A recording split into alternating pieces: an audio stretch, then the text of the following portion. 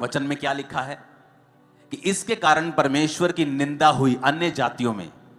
अन्य जातियों ने यह नहीं देखा कि अगर वो इजरायली नहीं पहुंचे कनान में तो उसका कारण, वो कारण नहीं ढूंढा उनको नहीं पता कि वो व्यभिचार के कारण नहीं पहुंचे, वो मूसा के खिलाफ कुड़कुड़ा के वहां नहीं पहुंचे, वो उन्होंने मूर्ति पूजा की इसलिए वहां, वो उन्होंने कुछ नहीं देखा। उन्होंने सिर्फ यही देखा कि ये वहां पर नहीं पहुंचे क्योंकि परमेश्वर ने पहुंचा नहीं पाया। और बाइबल कहती है अन्य जातियों ने परमेश्वर के नाम की निंदा की। आपके कारण अगर परमेश्वर के नाम को महिमा मिलेगी, परमेश्वर आपको पब्लिकली रिवॉर्ड करेगा और बढ़ाएगा। और अगर आपके कारण परमेश्वर के नाम को निंदा मिलेगी, अगर उसको महिमा मिलेगी वो आपको बढ़ाएगा, अगर उसको निंदा मिलेगी वो आपको बढ़ाएगा नहीं, वो आपको घटाएगा। और ये शुरुआत होती है छोटे लेवल से, जब आपको कोई नहीं देख रहा और फिर भी आप परमेश्वर में वफादार हैं तो परमेश्वर आपको आगे लेके जाता है।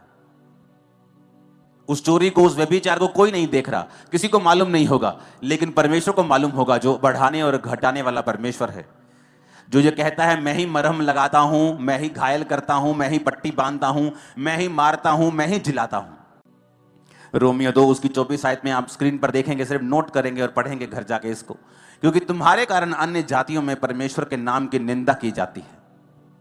इसमें परमेश्वर कंप्लेंट करता है कि तुम्हारे कारण, परमेश्वर ने यह नहीं कहा मेरे कारण या शैतान के कारण कि शैतान कर रहा है, परमेश्वर ने कहा नहीं, तुम्हारे कारण परमेश्वर की निंदा की जाती है अन्य जातियों में।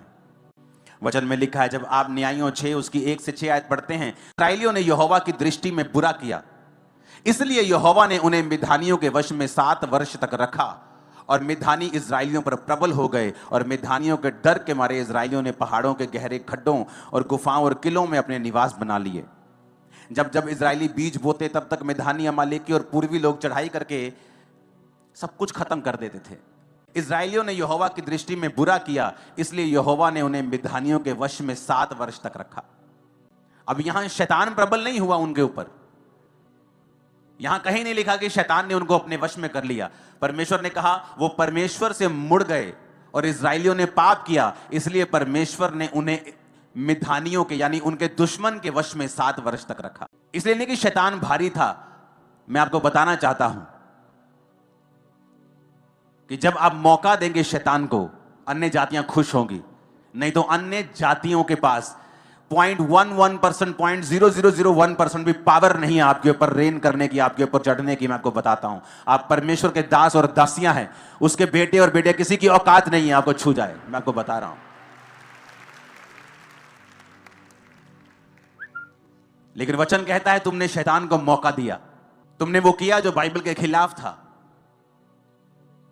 और बाइबल कहती है इसके कारण अन्य जातियों ने परमेश्वर के नाम की निंदा की।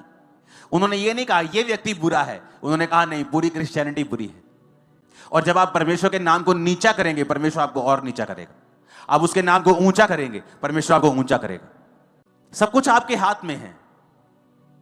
और यहां पर अगर आप बाइबल में पूरी बाइबल को ध्यान से पढ़ेंगे तो वचन में लिखा है कि हमेशा इजरायली फंसते थे अपने पाप के कारण, और फिर परमेश्वर की दुहाई देते थे, परमेश्वर उन्हें फिर छुड़ाता था, फिर वो परमेश्वर में बिगड़ जाते थे, फिर वो दुश्मन के वश में चले जाते थे, फिर परमेश्वर की दुहाई देते थे और फिर परमेश्वर ने छुड़ाता था। ऐसा चलता रहा कितने 100 सालों तक।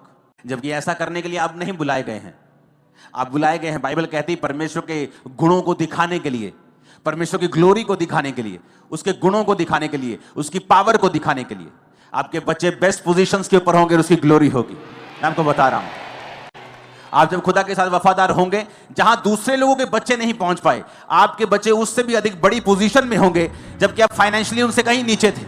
मैं आपको बता रहा हूं, परमेश्वर दिखाएगा आपको कि उसने आपको चुना है। और अगर आप उसकी महिमा करेंगे, अगर आप परमेश्वर के नाम को ऊंचा करेंगे, अगर आप पर्सनल जिम्मेवारी के साथ परमेश्वर के नाम की महिमा करेंगे, वो आपको बढ़ाएगा। हालेलुया।